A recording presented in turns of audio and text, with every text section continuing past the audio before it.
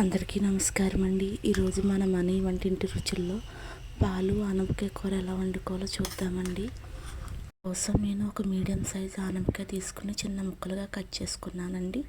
అలాగే కర్రీ కోసం ఒక గ్లాస్ పాలు, ఒక స్పూను సాల్ట్, అర స్పూన్ పసుపు, అర స్పూన్ కారం, ఒక 4 పచ్చిమిరపకాయలు తీసుకున్నానండి. ఒక్కొక్కళ్ళు ఆనపకాయ ముక్కలు, అలాగే కట్ చేసి పెట్టుకున్న 4 పచ్చిమిరపకాయలు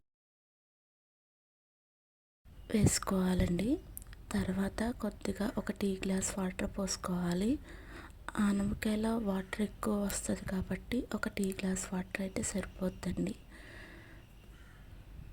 4 విజిల్స్ పెట్టుకుని ఉడికించుకోవాలి.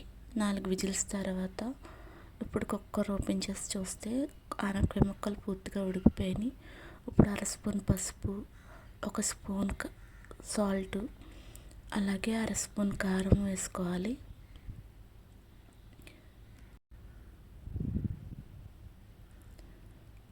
ఇప్పుడు అన్నీ బాగా కలుపుకొని కర్రీలో వాటర్ అన్నీ ఎగిరిపోయే వరకు ఉడకబెట్టుకోవాలండి.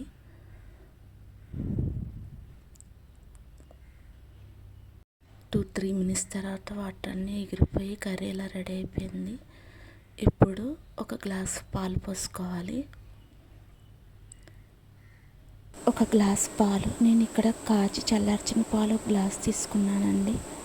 కాచి చల్లార్చిన పాలే కాబట్టి ఎక్కువ ఉడకనవసరం లేదు. ఒక 2 మినిట్స్ అలా కలుపుకుంటే సరిపోద్ది. ఒక 2 మినిట్స్ తర్వాత కర్రీ అయిపోయినట్టే పక్కన పెట్టుకుని ఇప్పుడు దీన్ని తాలింపు పెట్టుకోవాలి.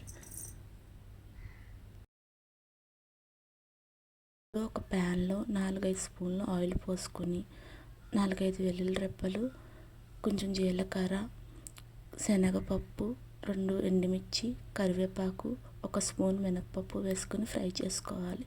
ముందుగా వెల్లుల్లి రెబ్బలు వేసుకొని ఒక 2 మినిట్స్ బాగా ఫ్రై చేసుకోవాలి. వెల్లుల్లి రెబ్బలు బాగా ఫ్రై అయినాక మిగతా తాలింపు దినుసులు కూడా వేసుకుని ఒకసారి బాగా ఫ్రై చేసుకోవాలి.